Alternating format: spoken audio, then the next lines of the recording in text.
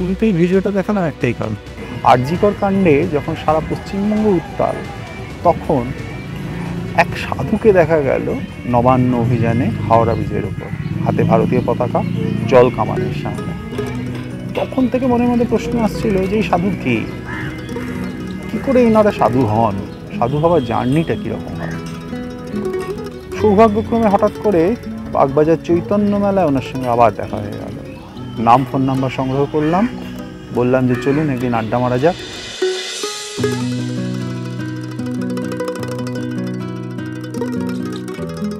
তো বাগবাজারে আজকে ঘাটে আমরা এসে উপস্থিত হয়েছি দুজনে। চলুন ওনার সঙ্গে কিছু কথোপকথন হোক, পরবর্তী কিছুক্ষণ আমরা আধ্যাত্মিক একটা আবহের মধ্যে ডুবে যাই।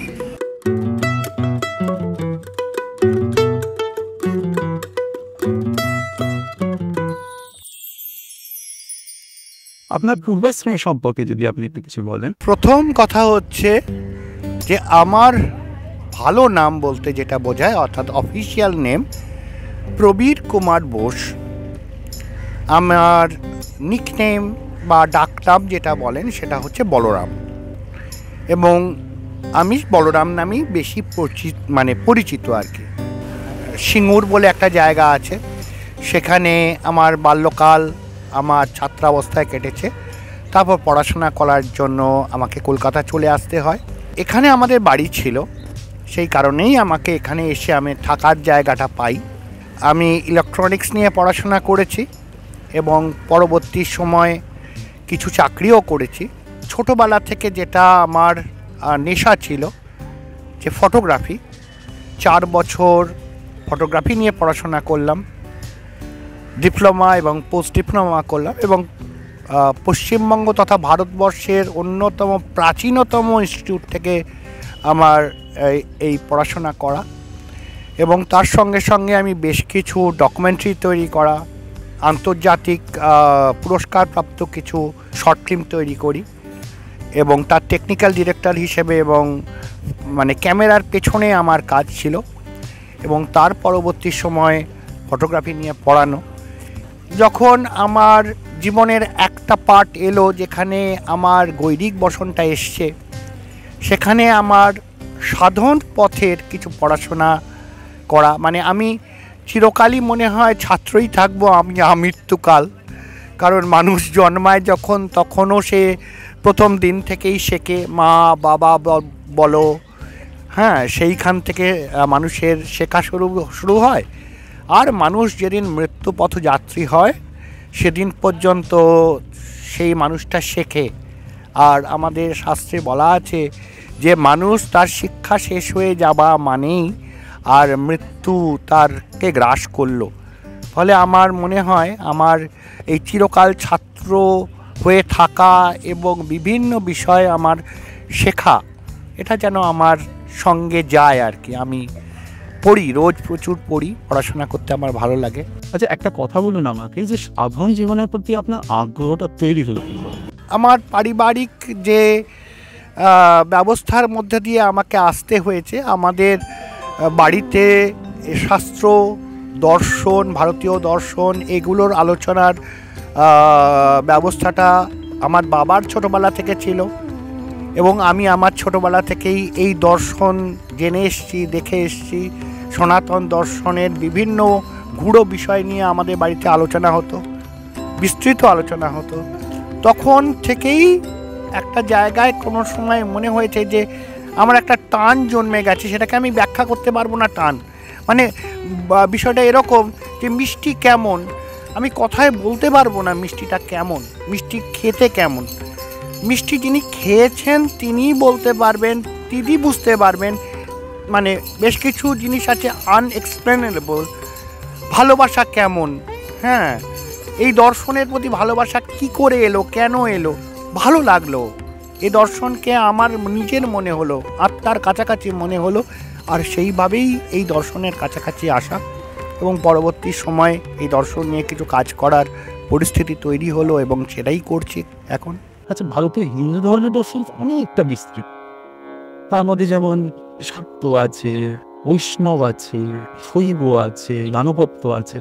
তো আপনার কোন ধারার প্রতি আগ্রহ হচ্ছে? এটার উত্তর কিন্তু একটা অদ্ভুত আছে।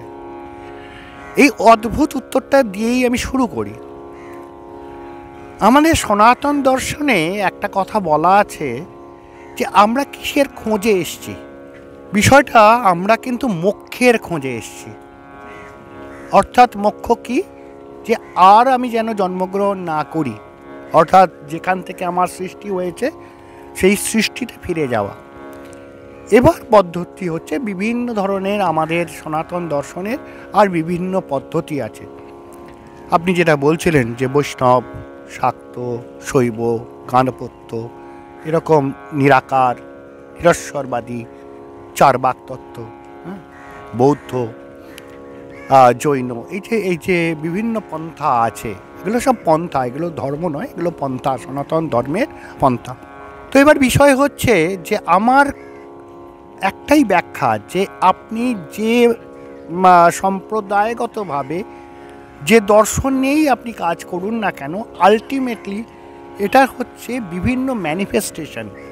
যখন আপনি এগুলো নিয়ে একদম আলোচনা করবেন বা আপনার জ্ঞানের কাছাকাছি যাবেন, তখন আপনার কাছে এই সমস্ত ছোট ছোট যে ভাবে আপনি ভাগ করছেন, সেই ভাগটা যেন কোনো জায়গায় মিলিয়ে যাচ্ছে, কোনো জায়গায় এই গ্রে এরিয়া কোথায় গিয়ে অন্য রঙে মিলে যাচ্ছে সেটা কিন্তু আপনি ব্যাখ্যা করতে পারবেন না। ফলে হয়তো আমি জ্ঞানত শৈব মতের পথিক, কিন্তু আমার কাছে হরি আর হরের মধ্যে কোনো সেই তফাৎটা নেই। আমার কাছে হরির উপাস্য হর আর হরের উপাস্য হরি। হ্যাঁ, ফলে আপনার কাছে আসল বিষয়টা হচ্ছে যে আপনি ধর্ম পালন করছেন কিনা, আপনি ধর্মটা বুঝেছেন কিনা। আমরা অনেক সময় ওই ঈশ্বরীয় একটা ফিগারকে নিয়ে কমপ্লিকেশনের মধ্যে ঢুকে যাই। হয়তো যারা বৈষ্ণব তারা কীর্তন করেন, ভক্তিযোগের মধ্যে থাকেন, তারা মনে করেন হয়তো জ্ঞান যোগের কোনো দরকার পড়ে না। আবার বেদান্ত দর্শন নিয়ে যারা কাজ করেন তারা বেদান্ত দর্শনের জ্ঞানের এটা করেন। কিন্তু আসলে বিষয়টা হচ্ছে সব কটা জিনিসেরই দরকার আছে, ভক্তিরও দরকার আছে, জ্ঞানেরও দরকার আছে, কর্মেরও দরকার আছে। কোনোটা বাদ দিয়ে কোনোটা এটা করা সম্ভব নয়। মানে আমাকে একটা কথা বলুন, আপনাকে কি আমরা সাধু বলবো না আপনাকে আমরা সন্ন্যাসী বলতে পারি? ব্যাপারটা হচ্ছে যদি আমি সেইভাবে ব্যাখ্যা করি তাহলে এখনও আমার সন্ন্যাস হয়নি। হ্যাঁ, সন্ন্যাস হওয়াটা অনেক মহানতম জিনিসে মানুষ সন্ন্যাস হয়। যারা আমরা চোখে সন্ন্যাস দেখি তাদের মধ্যে কতখানি সন্ন্যাসী গুণ আছে সেটা সম্পর্কে আমার একটা কৌতূহল আছে। ব্যাপারটা হচ্ছে আমি নিজেকে কিছু ডিক্লেয়ার করে দিলাম, ফলেই সেটা আমি হয়ে গেলাম না, এটা একটা অদ্ভুত বিষয় আছে। আর সব থেকে ভালো আমি কি সেটা জানে আমি, অর্থাৎ আমি আমার নিজের সত্তা, আমার গুরু এবং আমার ব্রহ্ম, অর্থাৎ এই তিনজনই জানেন আমি কে, আমি কি। আমি খুঁজে বেড়াই যে আমি কি। তো এই জায়গাটায় আমি চেষ্টা করি যে আমি মানুষ, প্রকৃত মানুষ হয়ে ওঠার চেষ্টাটা করি। এবার যদি বলেন সাধু বা ঋষির যে বিষয়টা আছে, আমি এখনও ঋষি হয়ে উঠতে পারিনি। কারণ ঋষি হওয়াটার জন্য যে প্রচণ্ড জ্ঞানের দরকার পড়ে, অনেক জন্ম নেওয়ার পর একটা জ্ঞানী মানুষ আর ঋষিত্ব প্রাপ্ত হয়। আমি এখনও মনে হয় সেই জায়গায় পৌঁছইনি, এটা আমার নিজের অনুভূতি। আর একটা জায়গায়, হ্যাঁ আপনি বলেন যদি সাধু, হ্যাঁ আমি আমার জীবনটাকে সেই খাতে বইয়ে নিয়ে যাই যেখানে আমি অন্যায় করি না, অন্যায়ের প্রতিবাদ করি, মানুষকে অন্যায় করতে বাধা দিই। হ্যাঁ, আমি মানুষ হওয়ার জন্য লোককে বলি। সেক্ষেত্রে সাধুটা খানিকটা আমার কাছাকাছি যদি এক্সপ্লেনেবল জায়গায় হয় তাহলে আমি খানিকটা সেটার হওয়ার চেষ্টা করি। আচ্ছা, ফটোগ্রাফি কেরিয়ার থেকে সাধু জীবন, এটা মোটামুটি কতটা স্প্যান হতে পারে, মানে কত দিনের এই একটা জার্নি? আমাদের সনাতন দর্শনে 4টে আশ্রম বিভাগ আছে। 25 বৎসর কাল মানুষ তার ব্রহ্মচর্য আশ্রম পালন করবে, তখন পড়াশোনা করবে, তখন যোগাসন করবে, বিভিন্ন সেবা করবে সমাজের। আর তারপরে হচ্ছে গার্হস্থ্য জীবন, অর্থাৎ সে সংসার করবে, পরিবারকে দেখবে। তারপরে আসছে বানপ্রস্থ জীবন, অর্থাৎ যখন সে সমাজের মধ্যে থাকবে, সমাজকে চালনা করবে, সমাজের ভালো দিক খারাপ দিকটা সে নির্ণয় করে দেবে, তার পরিবারের সে অভিভাবক হিসেবে কাজ করবে, কিন্তু সংসারের মধ্যে সে আর সেইভাবে ইনভলভ হবে না। সংসারের যে অন্যান্য মায়ার দিকটা আছে, ক্রমশ সে মায়ার দিকটাকে ছোট করে আনবে। তখন মানুষের মধ্যে ত্যাগের ব্যাপারটা আস্তে আস্তে আস্তে আস্তে আস্তে আরম্ভ করবে। তারপরে যখন 75 বছর কাল হয়ে যাবে, তখন সে সন্ন্যাস হয়ে বেরিয়ে চলে যাবে। সে সমাজের, সে তখন নিজে কি করে মোক্ষ লাভ হবে এবং সমাজের যে মোক্ষ লাভের জন্য যে সাধন, সেই সাধনে সে যাবে। ফলে আমার যখন 52 বছর বয়স, তো সেই সময়কাল থেকেই আমার এই বানপ্রস্থ জীবন বা সাধন জীবনে সরাসরি সম্পৃক্ততা সেটা তৈরি হয়। দীক্ষা সেই সময় নিয়েছিলেন? না না না না, আমার 12 বছর বয়সে দীক্ষা হয়ে যায়। আচ্ছা। আমার গুরুদেব আমাকে 12 বছর বয়সেই আর দীক্ষা দিয়েছিলেন। আমাদের পরিবারে একটা নিয়ম আছে যে 12 বছর বয়সে আমাদের দীক্ষা হয় এবং তখনই আমাদের উপনয়ন একটা হয়। আচ্ছা। তখন যেহেতু সেই ছাত্র অবস্থা তৈরি হয়, মানে আমাদের উপনয়ন হয় এই কারণে, কারণ আপনারা হয়তো জেনে আশ্চর্য হয়ে যাবেন, আমাদের ব্রাহ্মণ, ক্ষত্রিয়, বৈশ্য এবং শূদ্র সব বর্ণেই আর উপনয়নের ব্যাপারটা আছে। আচ্ছা। হ্যাঁ, কারণ এই বিষয়টাই অনেকে জানেন না। এই উপনয়ন হয় বিশেষ একটা কারণে, তার যে কর্ম আছে সেই কর্মের একটা স্পেশালাইজেশনের জন্য এই উপনয়নটা হয়, বইতে হয়। আপনারা যদি বিভিন্ন ইতিহাসের বই খোঁজেন, তাতে কিন্তু ব্যবসায়ীদেরও আপনি উপবীত দেখতে পাবেন, এমনকি কুমোর, কামার, চাষিদেরও এই উপবীত আপনি দেখতে পাবেন। কারণ এটাই ভারতীয় সংস্কৃতি। হ্যাঁ, আজকে হয়তো বিশেষ কিছু কারণবশত উপবীত আর খালি ব্রাহ্মণরা গ্রহণ করেন, কারণ কিছু স্পেসিফিক কাজ আছে। উপবীত হলেই হলো না, উপবীত হওয়ারও পেছনে কতগুলো স্পেসিফিক কাজ করতে হয়। তো এই সমস্ত মানুষেরা তখন এই কাজগুলো করতো। হ্যাঁ, ফলে তারা হয়তো কুমোর বা কামার, সে লোহার করছে, মাটির জিনিস তৈরি করছে, কিন্তু তার কিছু কর্ম থাকতো, সেই কর্ম তাদের কিন্তু করতে হতো। ফলে উপবীত কিন্তু আমাদের সব বর্ণে, 4টি বর্ণেই উপবীতের বিধান আছে। একটা অন্য ধরনের প্রশ্ন করি, যে গেরুয়া বসন হচ্ছে এমন একটা বিশেষ ব্যবস্থা যেখানে বীর্য ধরন একটা বিরাট বড় ব্যাপার।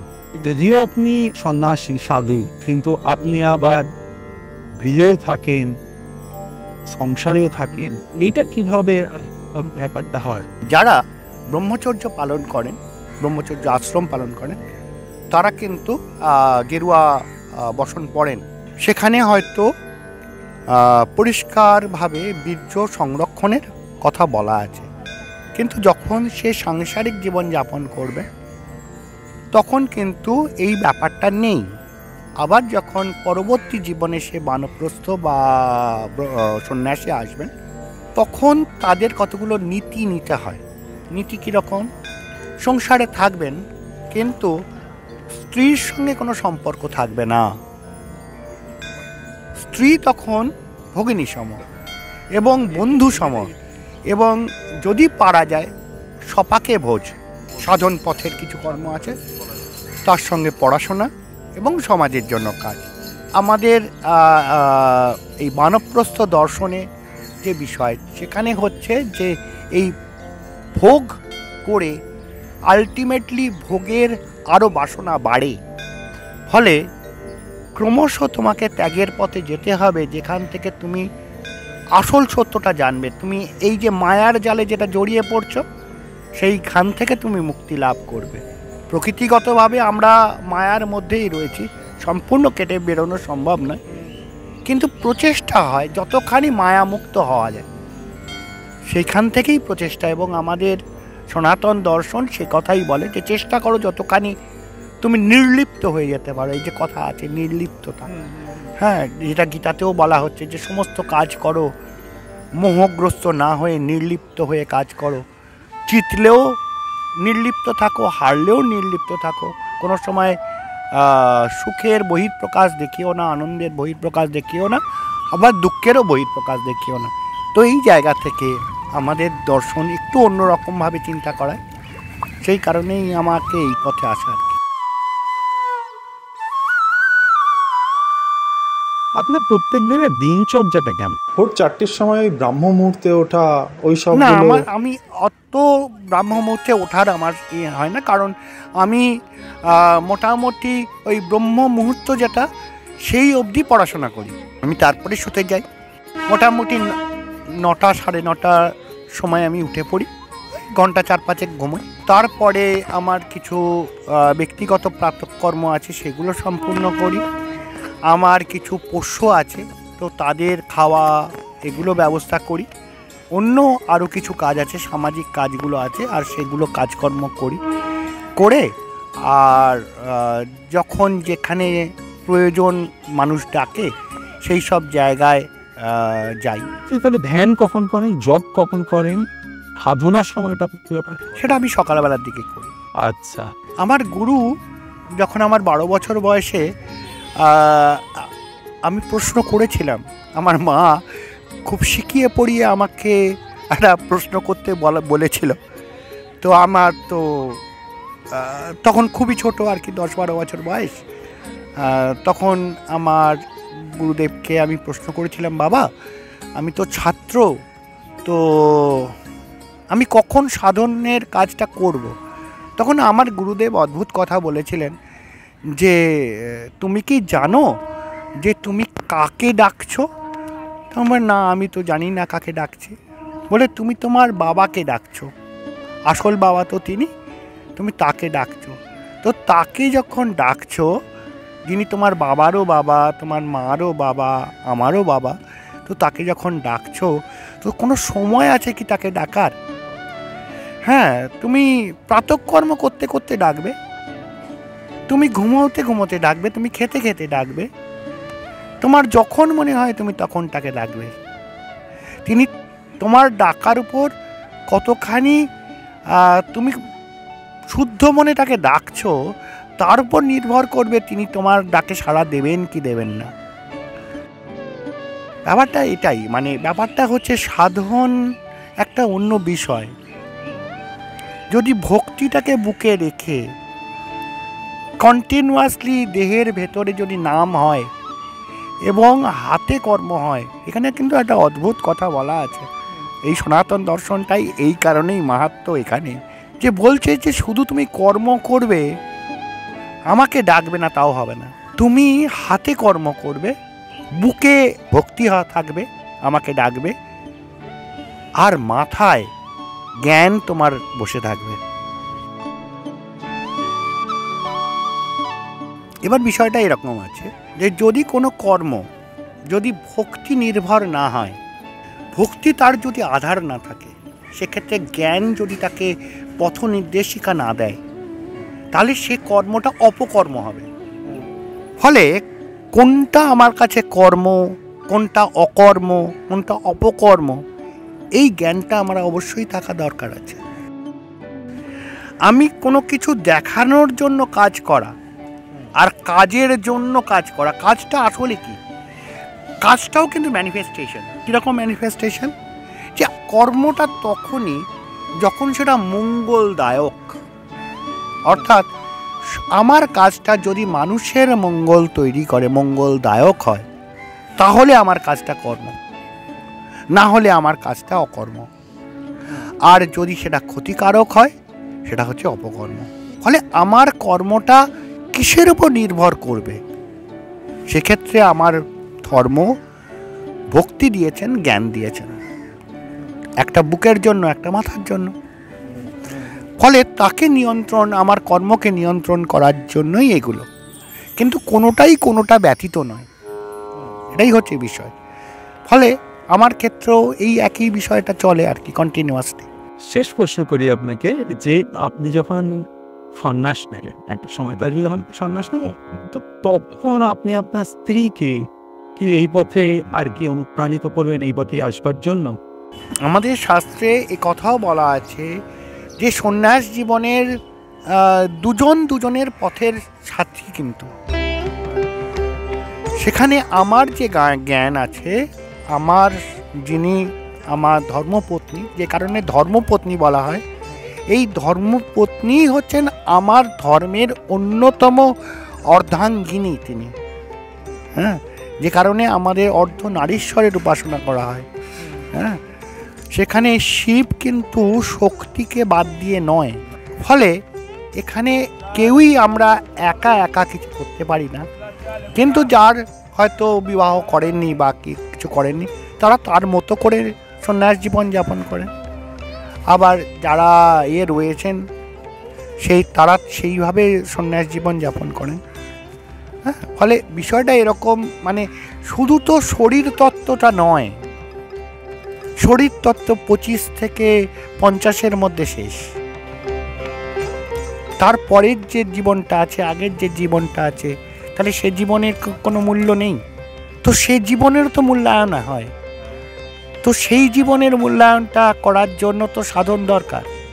তো বিষয়টা এইভাবে দেখতে হবে, মানে আমাদের ওয়েস্টার্ন ফিলসফি আমাদের মাথার মধ্যে ঢুকে গিয়ে আমরা ওই একটাই জিনিস বলতে পারি যে আমাদের বডিটা শুধু এনজয়মেন্টের জন্য, কিন্তু এই বিষয়টা ওয়েস্টার্ন ফিলসফিতে হতে পারে, কিন্তু ইন্ডিয়ান ফিলসফিতে এই ব্যাপারটাই স্বীকার করা হয় না। সেখানে আমাদের যে সন্তান উৎপাদন হয়, সেখানেও আমরা মঙ্গল কামনায়, পারিবারিক মঙ্গল কামনায় কিন্তু আমাদের সন্তান উৎপাদনের কথা আমরা বলি। যেখানে গর্ভধানের কথা বলা হয়, তখনও সেখানে যোগ্য করে গর্ভধানের কথা বলা হয়। হ্যাঁ, এবং গর্ভধান তিথি ঠিক করা আছে। ফলে এই সব বিষয়গুলো কিন্তু অন্য দর্শন ব্যাখ্যা অতীত তাদের কাছে, আমাদের কাছে এর ব্যাখ্যা আছে যে আমার সন্তান কেমন হবে সেটা আমার চেতনার, সেই সময়কার চেতনার স্তরের উপর, আমাদের দুজনের চেতনার স্তরের উপর নির্ভর করবে আমার সন্তান কি রূপে আসবে। অনেক ধন্যবাদ আপনাকে। আমাদের আধ্যাত্মিক সাধন পথে অনেকগুলো বিষয়কে অনেক সহজে আপনি বুঝিয়ে দিয়েছেন সেই। আর দর্শক বন্ধুরা, আপনারা আমাদের সঙ্গে থাকবেন, আমাদেরকে জানাবেন আপনাদের এই এপিসোড কেমন লাগলো, কারণ আপনাদের একটা ফিডব্যাক পেলে আমরা বুঝতে পারবো যে আমাদের বাকি কোথায় কোথায় ভুল ত্রুটি হচ্ছে, কোনখানটা আরও ঠিক করানো দরকার। বা এই প্রোগ্রাম, এই এপিসোডটা দেখে আপনাদের মনের মধ্যে আর কি কোয়েশ্চেন এসেছিলেন, সেগুলো আমাদেরকে জানান। সাবস্ক্রাইব করবেন, লাইক করবেন, শেয়ার করবেন, সঙ্গে থাকবেন।